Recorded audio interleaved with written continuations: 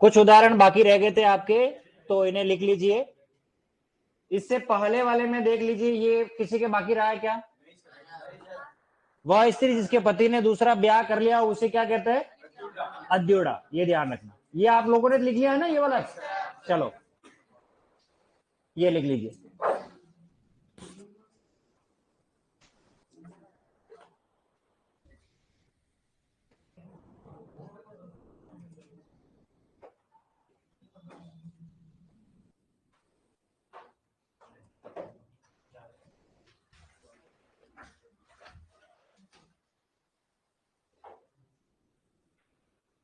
अभ्यागत का मतलब क्या होता है?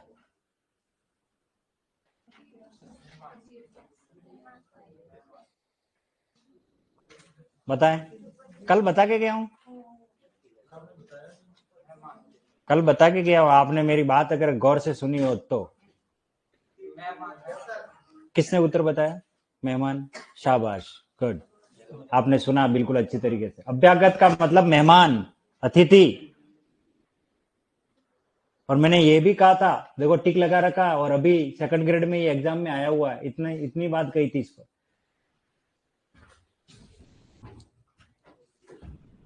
क्लास की बातों को सुने, उन्हीं से प्रश्न पुटअप होते हैं।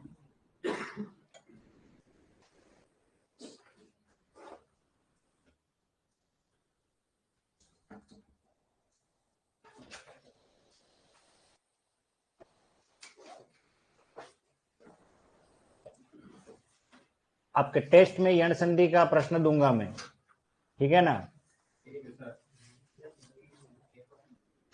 पेपर भी बता दो।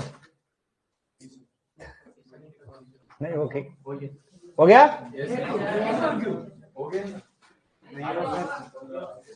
एप्लीकेशन डाउनलोड कर रखिए। हाँ, तो उसका सही उपयोग है, घर जाके आपने इसको सॉल्व कर दिया, अच्छी बात है। इसमें एप्लीकेशन है ये, आप बहुत सौ के पास तो थोड़ी होगी। हाँ, अच्छा, मोबाइल नहीं है तो इनके पास कैसे? नहीं, हॉस्टल वालों को अलाउड नहीं है, और जो हॉस्टल में नहीं रहता उनके पास है।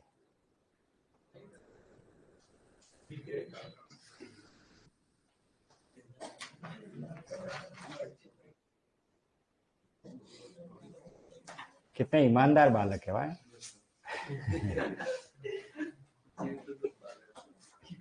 जीव जीव तो दुख पावे। आप सोचिए, मैं आपको इतना गहराई से पढ़ाने के लिए मेरे मोबाइल दोनों में अब लाता भी, मैं भी अपने बैग में रख के आ गया। मुझे 1 घंटा सुकून मिले, क्योंकि पढ़ाते पढ़ाते इतने सारे मैसेज कॉल इंफॉर्मेशन मांगने लग जाते हैं डिपार्टमेंट वाले। मैं थोड़ा सुकून मिले इसलिए बंद करके आया, और फ्लाइट मोड पे रख के आया। बाकी मैं मोबाइल ला सकता हूँ, मुझे तो अलाउ है, पर मैं नहीं ला रहा हूँ। मुझे तो सुकून चाहिए पढ़ाते हुए, मुझे मोबाइल से दूरी चाहिए। हाँ, अरे बढ़िया है। चालू भी है कि नहीं मोबाइल? हो गया, लिख लिया।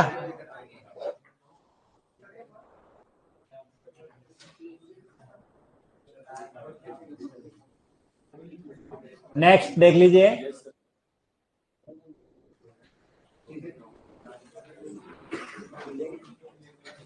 प्रत्युष का मीनिंग बताएं।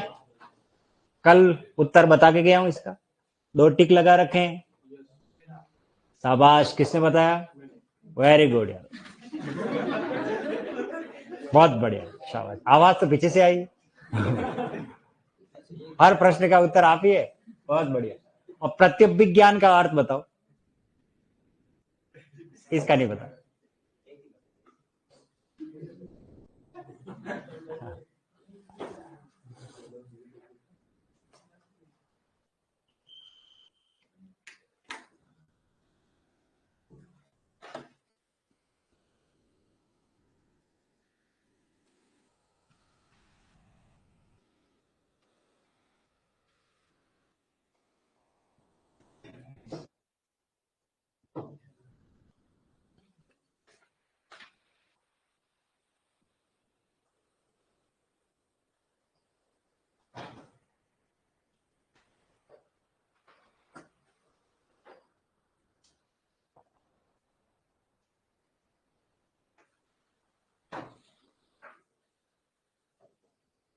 धनुष की डोरी के लिए एक शब्द क्या है? प्रत्यंचा। क्या शब्द है? प्रत्यंचा। धनुष की डोरी को कहा जाता है।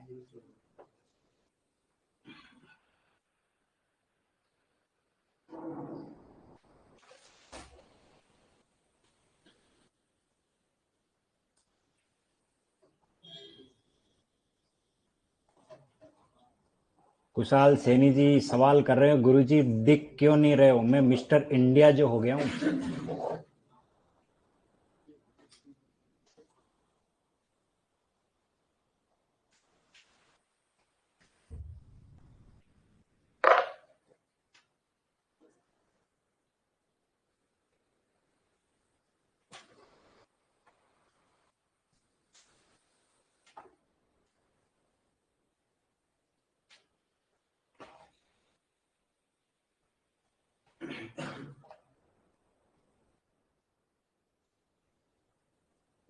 आज सबकी कॉपियां चेक करूंगा मैं। हाँ,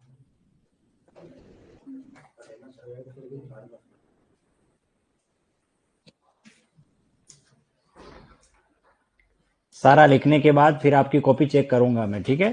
तो जैसा मैं लिख रहा हूं उसी अनुसार मुझे लिखा हुआ मिलना चाहिए, त्रुटि नहीं होनी चाहिए, एररलेस।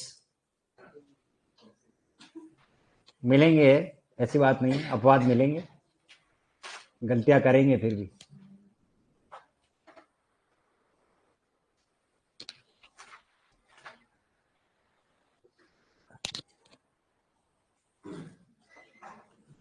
लिख लिया सभी ने?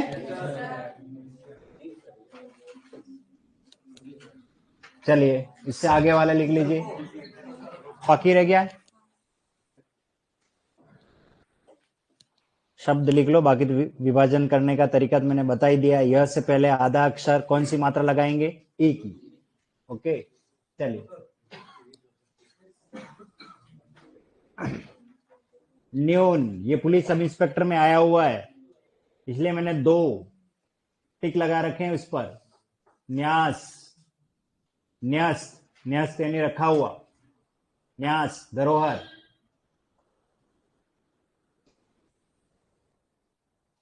सख्यागमन, नार्युद्धार, नद्यर्पण, नदी प्लस अर्पण, ये सब बड़ी ई की मात्रा वाले उदाहरण है।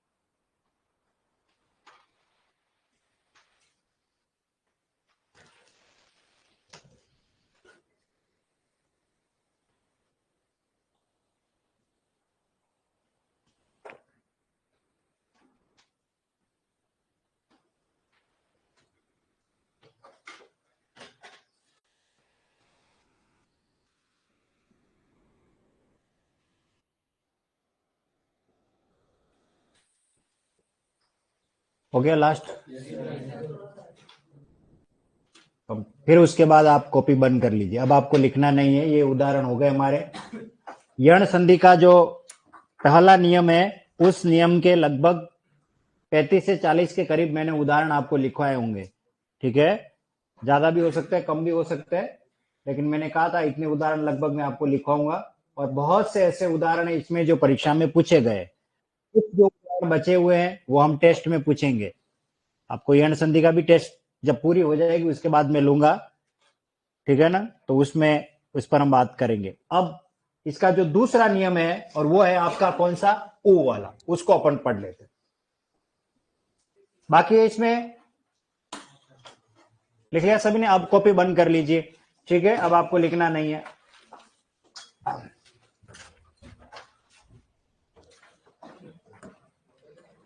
हम दूसरे पार्ट की बात कर रहे हैं, और दूसरे पार्ट में मैंने आपको बताया था वे सभी शब्द जिसमें ऊ की मात्रा कैसी आती है, छोटे ऊ और बड़े ऊ। लेफ्ट हैंड साइड की बात कर रहा हूं, तो देखिए लेफ्ट हैंड साइड की बात करें, छोटा ऊ कहां कहां आता है, पहले भी पढ़ा चुका हूं। ये सु एक उपसर्ग है, इसके अलावा अनु एक उपसर्ग है, दोनों की मात्रा कैसी है? छोटी, ध्यान रखना। इसके अलावा देखिए ये भानु, इसके अलावा एक शब्द है लघु, ठीक है, और ये एक शब्द है शिशु, और ये तनु, और ये परमाणु। मतलब कुल मिलाकर के ये ऐसे बहुत सारे आपको शब्द मिलने वाले हैं जिनकी मात्रा कैसी आती है? छोटे छोटे ऊ वाली। ऐसे बहुत सारे पहले भी लिखवा लिए मैंने। इसी तरह बड़े ऊ की मात्रा वाला शब्द, जैसे देखिए ये भू, मात्रा कैसी है? बड़ी। इसके अलावा सरयू एक नदी का नाम है, उसमें भी यू बड़ा आता है। इसके अलावा वधु मात्रा बड़ी आती है, और चमू मात्रा बड़ी है, ठीक है? लेफ्ट हैंड साइड की बात कर रहे थे। सबसे पहला उदाहरण ले लेते हैं, जैसे देखिए यह सु, और इधर है आगत, और ये बनेगा स्वागत। स्वागत। चलिए इसको वापस उल्टा लेके चलते हैं। वह से पहले आधा अक्षर, तो कौन सी मात्रा लगाएंगे? ऊ की। वह के अंदर स्वर कौन है? आ, तो ये निकाल दिया।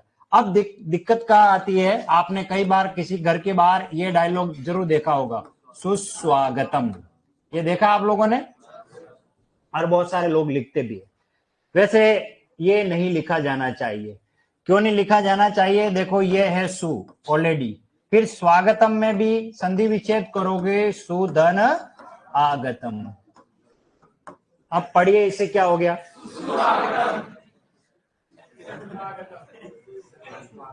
तो हमें ज्यादा होशियार बनने की आवश्यकता नहीं है। स्वागतम में ऑलरेडी सु लगा हुआ है, तो अनावश्यक विशेषण के प्रयोग से हमें बचना चाहिए, ठीक है ना? तो ये स्वागतम ही लिखना चाहिए, ठीक है? और सुस्वागतम नहीं लिखें। किसी ने अगर लिख रखा है तो वो उसको हटा देवे, अच्छा भी नहीं लगता है वो, ठीक है ना? स्वागतम में ऑलरेडी सु है, ये सुधन आगतम, अर्थात जिसका आना ही हमारे लिए शुभ है, अच्छा है, उसका स्वागत है, ठीक है ना? इसी प्रकार से देखिए ये है सु, और इधर आ गया अच्छ। बताइए क्या बनेगा? स्वच्छ, ऐसे बनेगा। सुधन अच्छ से क्या बनेगा? स्वच्छ। ये वेरी मोस्ट इंपोर्टेंट है। ये है सु, और इधर आ रहा है अल्प, और ये बनेगा स्वल्प। अब इसका मतलब समझ लीजिए। सु यानी अच्छा, अल्प यानी थोड़ा। थोड़ा है पर अच्छा है। कोई वस्तु थोड़ी है और अच्छी है तो उसके लिए क्या कहा जाएगा? सुधन अल्प से क्या बनेगा? स्वल्प। ये ध्यान रखना। आगे और उदाहरण ले लेते हैं। यह सु, और इधर आ गया अस्ति, और ये बनेगा स्वस्ति। स्वास्ति नहीं, स्वस्ति। स्वस्ति, स्वस्ति का अर्थ होता है कल्याण। और जब भी तिलक लगाया जाता है तो स्वस्ति वाचन किया जाता है। आप में से ब्राह्मण कौन कौन है इस क्लास में? कम से कम उसे तो पता ही होगा। हाँ, मंत्र बोलो, स्वस्ति वाचन। कोई नहीं जानते? अच्छा, किसी ने तिलक लगाते समय किसी पंडित जी ने कोई मंत्र तो बोला होगा? हाँ, ओम नमः शिवाय। शाबाश। अच्छा, मंत्र नहीं बोलते, खाली यूं ही? फिर तो ठीक है, जीवता है। हाँ, वैसे स्वस्ति का अर्थ होता है कल्याण। ऋग्वेद का श्लोक है, ऋग्वेद का, आज से 4000 वर्ष पूर्व की बात बता रहा हूं मैं, ठीक है ना? तो वो स्वस्ति वाचन जो मंत्र है वो कल्याण का मंत्र होता है। और आपने सुना होगा, ओम स्वस्ति न इंद्रो वृधस्सवा, स्वस्ति नो पूषा विश्ववेदा, स्वस्ति नस्तारक्षो स्वाहा, वर कन्या सावधान। अरे हाँ, वो होता है, पंडित जी ऐसे बोलते हैं। तो स्वस्ति का अर्थ होता है कल्याण। याद रखना, टेस्ट में दूंगा, आप गलती करोगे। कहाँ लिख रहे हो भाई? अभी कहाँ जाना है? यहीं रह जाओगे, लिखने वाले यहीं रह जाएंगे, अगले साल यहीं मिलेंगे मुझे। मैं जब पढ़ाऊं उस समय किसी का पेन चलना नहीं चाहिए। सिर्फ मैं जो पढ़ा रहा हूं उसको सुनना है, उससे देखना है, मुझे नहीं देखना है, इसे देखना, ठीक है ना। मैं तो वैसे देखने लायक ही नहीं हूं, मुझे इससे देख करके बच्चे डर जाते हैं, ठीक है ना। नहीं डरते हो, चलो ठीक है, हाँ कोई नहीं, मजाक कर रहा हूं। सूर्धन अस्थि से क्या बन गया, स्वस्ति। इसका अर्थ होता है कल्याण। क्या अर्थ होता है, कल्याण। इन सब में हो सकता है आपको पेपर सेटर उपसर्ग पूछ सकता है। स्वागत में उपसर्ग क्या है, सु। तो देखिए इसमें दो उपसर्ग है, एक तो सु और आगत। हालांकि आगे मैं पढ़ाऊंगा, आ भी उसमें उपसर्ग है। इसमें दो उपसर्ग से बना हुआ शब्द है, इसमें भी उपसर्ग है, इसमें भी उपसर्ग है और इसमें भी उपसर्ग है। क्लियर है। अब कुछ अन्य उदाहरण लेते हैं, अनु उपसर्ग का ले लेते हैं। जैसे ये है अनु, ठीक है, और इधर आ गया ईक्षा, ठीक है, और ये बनेगा अन्वेक्षा, ठीक है। ये पहले इसको समझ लेना कैसे इसके टुकड़े करेंगे। व से पहले आधा अक्षर कौन है, न। यहां देखो ऊ की मात्रा क्या बन गया, अनु। अब व के अंदर स्वर कौन है, ई, तो हमने अनुदन ईक्षा क्या बन गया, अन्वीक्षा। आपने एक शब्द ये पढ़ा होगा कई बार, अन्वेषण। क्या ये पढ़ा होगा, अन्वेषण। केंद्रीय अन्वेषण ब्यूरो है ना, केंद्रीय जांच अन्वेषण ब्यूरो, ठीक है ना, सीबीआई, सीआईडी, ऐसे कई आपने नाम सुने होंगे। तो व से पहले कौन आ रहा है, न, तो यहां आ जाएगा अनु और इधर आ जाएगा ऐषण, और क्या बनेगा, अन्वेषण। अन्वेषण का मतलब ही होता है खोजबीन करना, जांच करना, अन्वेषण कहलाता है, ठीक है। इसी प्रकार से देखिए ये शब्द है गुरु, और इधर आ गया आदेश, और ये बनेगा गुरुवादेश। गुरु का आदेश क्या बनेगा, गुरुवादेश। इसके टुकड़े करें, हाँ ओके ओके, बिल्कुल शाबाश। नहीं हंसना नहीं, बहुत अच्छा प्रश्न किया। हो सकता है किसी को और समझ में नहीं आया हो, वो भी समझ ले। देखिए ये है र, और र के अंदर स्वर कौन है बेटा, यहां तक बात समझ में आ गई। अब इधर कौन है हमारे, आ, और इधर ये ले लिया देश। अब नियमानुसार देखो ऊ के बाद कौन आ रहा है, अन्य स्वर आ रहा है, तो ऊ किस में बदलेंगे, व में बदलेंगे। वह कैसा, आधा। अब आ की मात्रा इसमें लगवाएंगे क्या बनेगा, वाह। इसका काम खत्म, इसका काम खत्म। यहां तक बात समझ में आ गई।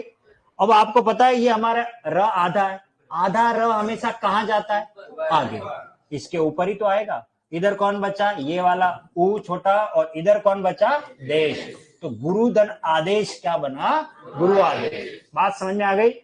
परीक्षा में आपको हो सकता है ऐसा मिल जाए, गुरुधन आदेश, तो ये अशुद्ध है। मैंने पहले ही कहा गुरु में मात्रा छोटे ऊ की आती है, बड़ा नहीं आता। वो कब आता है, जब आप गुरु उपदेश लिखोगे तब बड़ी आती है। क्यों आती है, क्योंकि ऊ और ऊ मिलके बड़ा ऊ बनेगा। गुरु धन उपदेश, तो ऊ और ऊ मिलके क्या बनेगा, इसलिए ये ऊ बड़ा है, बाकी नहीं है। कोई ये कह दे कि नहीं सर गुरु उपदेश में तो मात्रा बड़ी आ रही है, वो संधि की वजह से आ रही है। बाकी देखो जहां पे भी जाओगे आपको अगर कहीं ऐसा लिखा हुआ मिल रहा है तो उसने ढंग से हिंदी नहीं पढ़ी। ये गुरुकुल अशुद्ध है। बहुत सी जगह पर देखा है, गुरुकुल कोचिंग मैंने कहीं पढ़ा है और गुरुकुल विद्यालय ऐसे पढ़े, वहां ये गलत लिखा हुआ। कई बार मैंने ये शब्द भी देखा है, गुरु कृपा ऐसे लिखा रहता है, ये भी अशुद्ध है, ये भी अशुद्ध है। तो फिर शुद्ध क्या है, शुद्ध रूप ये र लिखो, र में बिना कर्व किए हुए, और इस तरीके से बनेगा गुरुकुल, और इसी तरीके से बनेगा गुरु कृपा। ये ध्यान रखना, मात्रा छोटी आती है। तो यहां पर हम बात कर रहे हैं तो रूप कैसे, देखो कर्व नहीं है, जबकि यहां हमने क्या ले लिया है, कर्व ले लिया, उसको घुमा लिया है, तो ये बड़ा ऊ कहलाता है। अगर आप घुमा करके लिखते हो, यह है रूप, ये बड़ा ऊ है, और यह है भारतीय रुपया, इंडियन करेंसी, उसमें रू छोटा आता है। अपना नोट देखें, अपने आपके पास होगा, उसमें बिल्कुल शुद्ध लिखा हुआ रुपया। कभी देखना फ्री टाइम में, आपके पास पैसे होंगे जेब में, उसमें से देखना आपको ये शब्द मिलेगा, और वो इस तरीके, दोनों में अंतर है, ठीक है।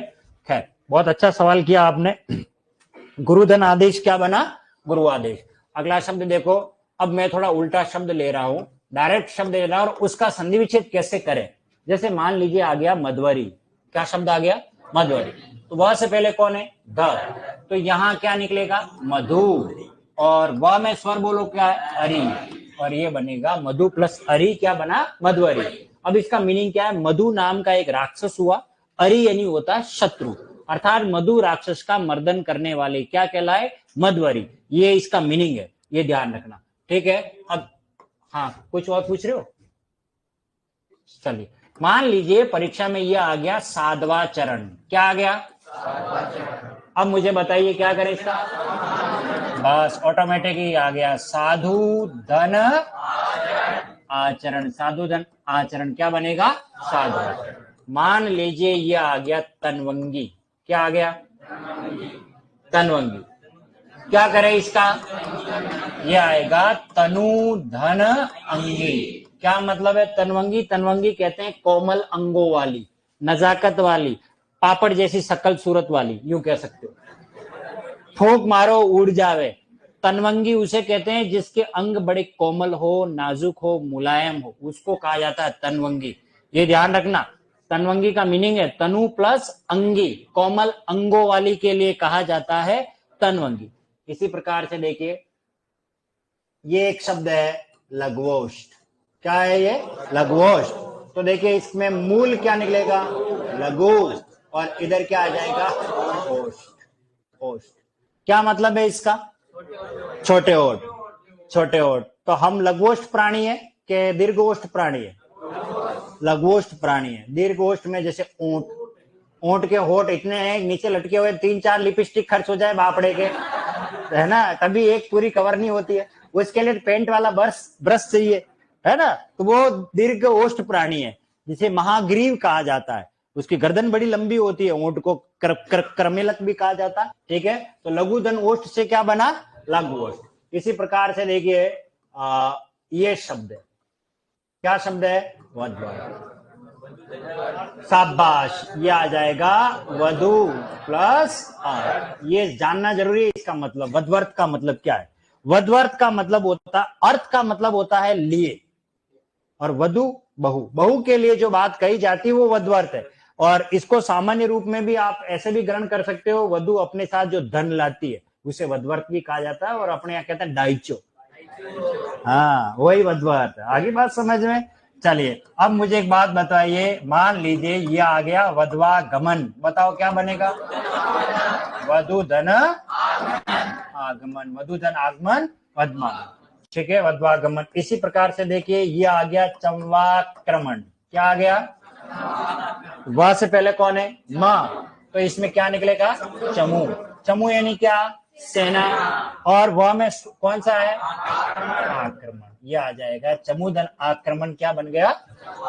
चंवाक्रमण। क्लियर हो गया? समझ में आ गया? यानी कि इसमें छोटे ऊ और बड़े ऊ के शब्दों को ही हमें देखना है, बाकी इसमें कोई ज्यादा सोचना नहीं है। अब है हमारा तीसरा और अंतिम, और वो है री वाला, उसको भी पढ़ लेते हैं, फिर इसके बाद हम टेस्ट ले लेंगे। देखिए ये एक शब्द है पितरी। ठीक है,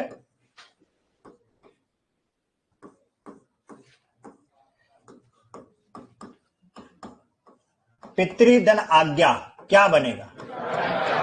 पित्राज्ञा। इस तरीके से। और जिसको ये नहीं समझ में आया उसको इधर से लेते हैं। मैंने आपको कहा जब भी त्र नजर आए उसको बदलेंगे त्रि में, तो ये बनेगा पितृ। और यहां स्वर बोलो कौन है?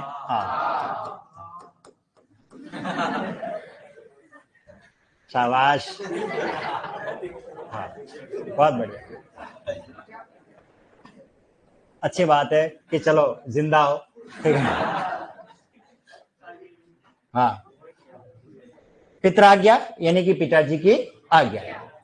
आगे देखते हैं इसमें, जैसे मान लीजिए आपको दे दिया आदेश, तो पितृधन आदेश क्या बनेगा? पित्रादेश। इस तरीके से। इसी प्रकार ये आ गया, मान लीजिए इच्छा, तो क्या बनेगा? पितृधन इच्छा, पितृच्छा। और जिसको ये समझ में नहीं आया वो यहां से चले त्र को बदले इसको, तो ये बदलेगा पितृ। और इधर स्वर बोलो कौन सा? ई। तो ई कैसी है? छोटी, बस छोटी लिखनी है। पितृधन इच्छा, पितृच्छा। क्लियर हो गया? इसी प्रकार से देखिए ये आ गया जैसे आनंद, तो क्या बनेगा? पित्रानंद। पितृधन आनंद क्या बनेगा? पित्रानंद। मान लीजिए परीक्षा में आपको पितृ की जगह शब्द दे दे मातृ, क्या शब्द दे दें? मातृ। तो क्या करेंगे?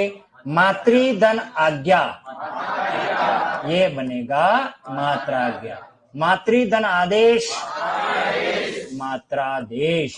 इसी प्रकार मातृधन इच्छा, यानी माता जी की इच्छा है बेटा माउंट आबू जाना, घूम के आ जा, कैलाश पर्वत छोड़ दे, ठीक है ना। मातृधन आनंद, ये बनेगा मात्रानंद। क्लियर हो गया? मान लीजिए इसकी जगह पर, मातृ की जगह पर ये शब्द आ जाए भ्रातृ। भ्रातृ का अर्थ होता है भाई, तो भ्रातृधन आदेश, तो ये बनेगा भ्रात्रादेश।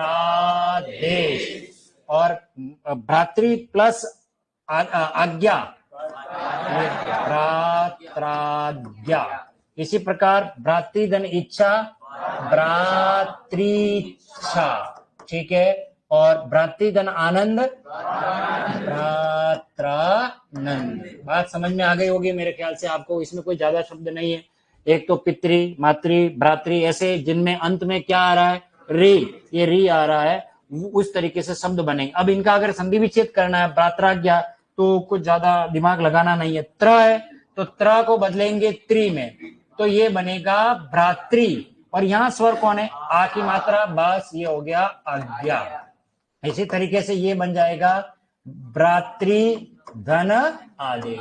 बाकी के आप संधि विच्छेद कर ही लोगे, ठीक है। क्लियर? चलिए अब इन उदाहरणों को आप लिख लीजिए। ओके, अब मुझे एक कॉपी दे दो, मैं टेस्ट बना लेता हूं, टाइम है अपने पास। बस आज इतना ही पढ़ाऊंगा बेटा, एक कॉपी दे दो मुझे। हाँ।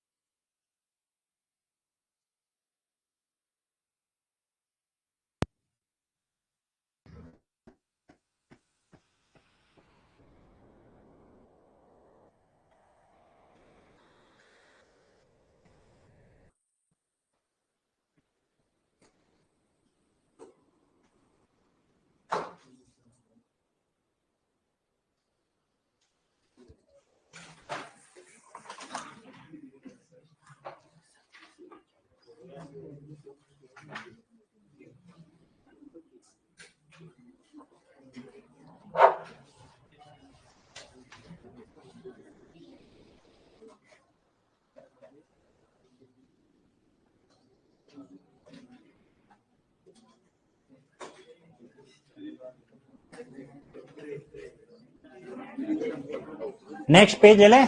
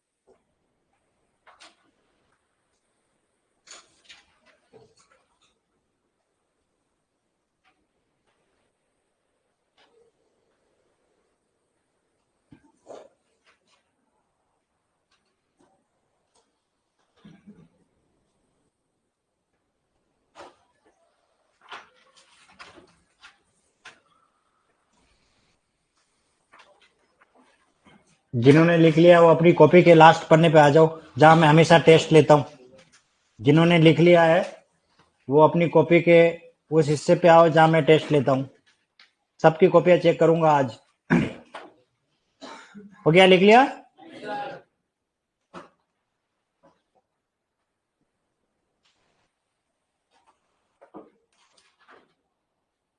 बाकी के टेस्ट कहाँ आपके कॉपी के? गलत हो गए?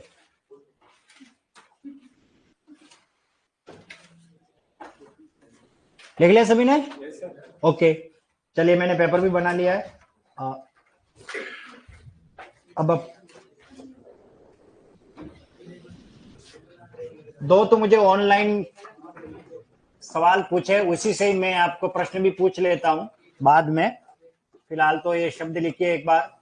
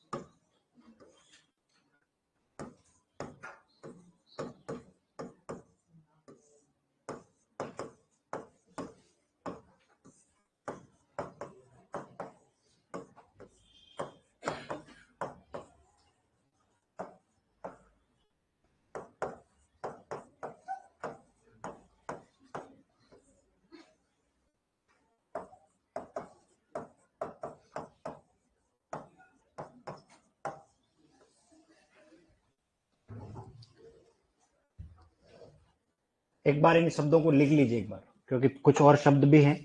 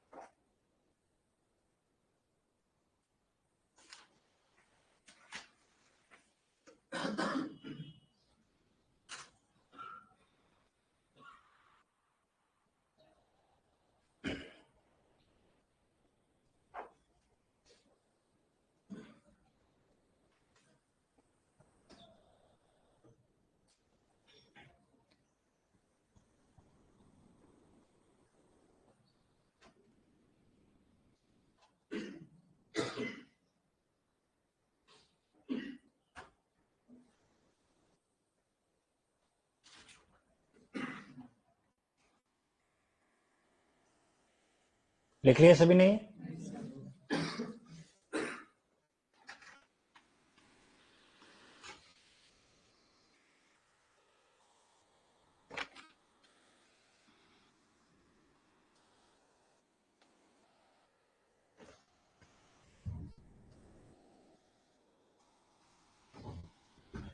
चलिए, बाद में वापस आ जाऊंगा मैं इधर। कुछ और शब्द हैं, वो भी लिख लीजिए।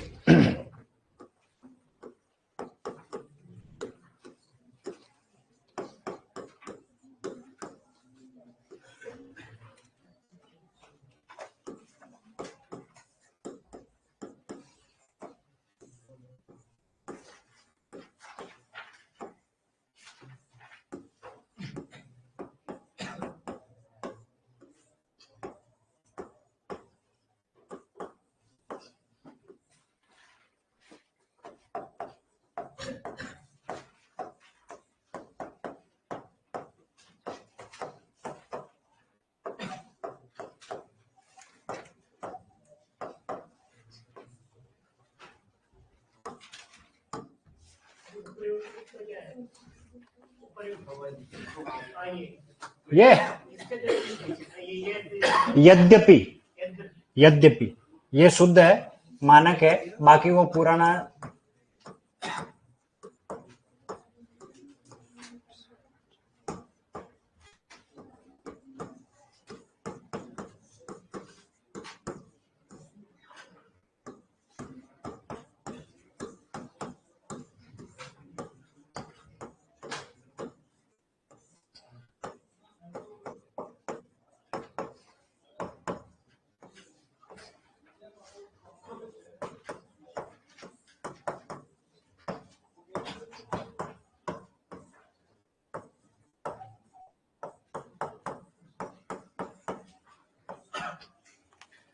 करिए इनको सरल। लो बेटा, ये कॉपी ले लो।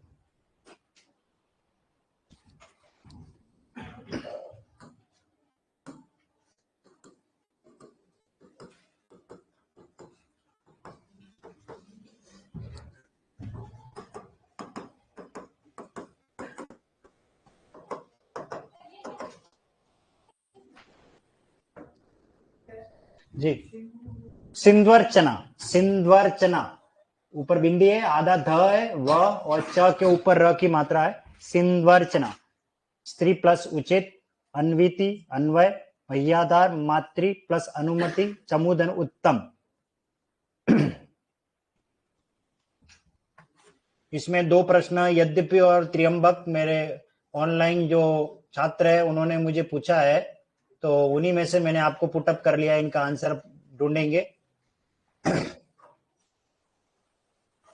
राहुल चौधरी करके है, उन्होंने ये प्रश्न किया है यद्यपि में कौन सी संधि होगी। हालांकि इन्होंने संधि पूछी है, कौन सी है, तो यण संधि है। और कुमावत है, ये कौन है, इसने त्र्यंबक के बारे में पूछा है, तो त्र्यंबक का हम करेंगे इसका पोस्टमार्टम। और ये कुशाल सैनी जी हैं, महाराजाधिराज सही है क्या, या इसका संधि विच्छेद। महाराज धन अधिराज से बनता है और महाराजाधिराज हो जाएगा। कुशाल सैनी जी, महाराज जा आ की मात्रा लग जाएगी और संधि विच्छेद करेंगे तो महाराज प्लस अधिराज और ये दीर्घ संधि है। करिए इनको सॉल्व, सबने लिख लिया?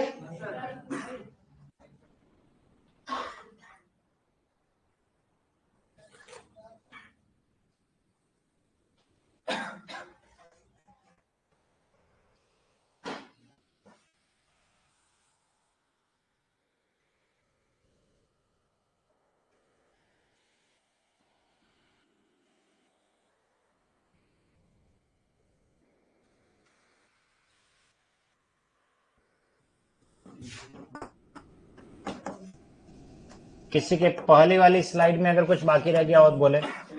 हाँ, ये सभी ने लिख लिए क्या? इसमें किसके बाकी रह गया? फर्स्ट वाले में चेक कर लो एक बार, कोई शब्द ऐसा जो बाकी रह गया है? हाँ, इसमें कोई बाकी तो नहीं है? चलो लिख लो।